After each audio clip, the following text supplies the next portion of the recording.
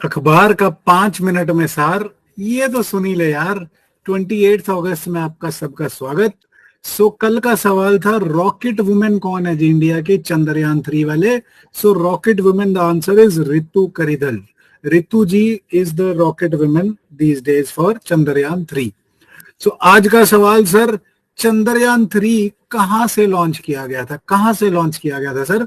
Vikram Sarabhai centre से, Satish Dhawan centre से, अंतरिक्ष सेंटर से, या अब्दुल कलाम आइलैंड से?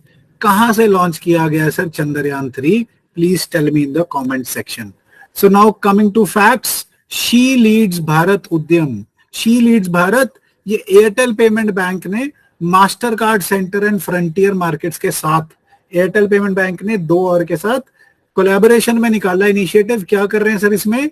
Women businesses, women small business owner, women led businesses को ये they will promote and aid through providing finance and training.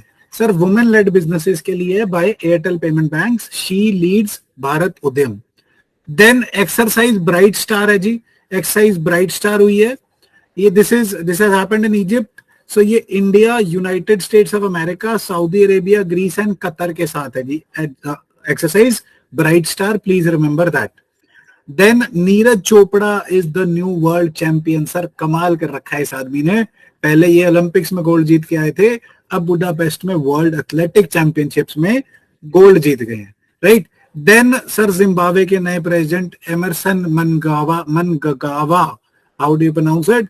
Emerson साहब दूसरी टर्म भी जीत गए, ऑल्दो इलेक्शन कंट्रोवर्शियल रहा है, बट दोबारा से एमरसन साहब को एक और टर्म मिली है। Then women are making us more and more proud day by day. Indian women ने sir, Indian visually challenge women cricket team ने गोल्ड मेडल जीता है ऑस्ट्रेलिया को हरा के इब्सा वर्ल्ड गेम्स में।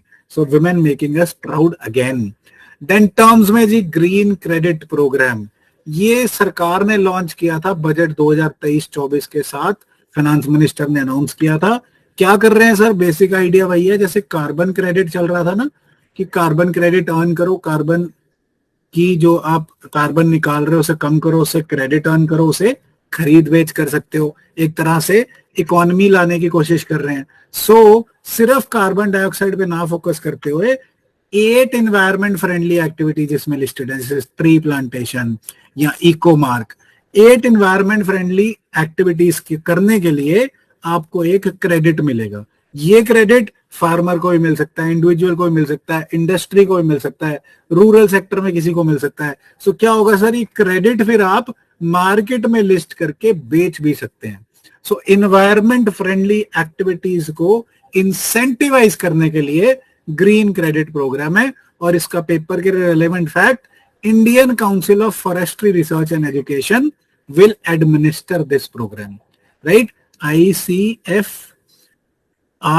will administer this program. Please remember this fact. Then keywords of the day ji, very brilliantly said by our external affairs minister S Jaishankar जी।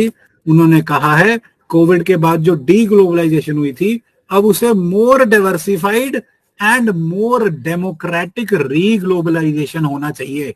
क्यों? Because उन्होंने कहा है कि पहले ग्लोबलाइजेशन ऐसी थी कि काफी सारे कंज्यूमर्स थे, majority of the nations were consumers and there were very few producers, very few suppliers. Indirect इशारा कहां है? चाइना की तरफ।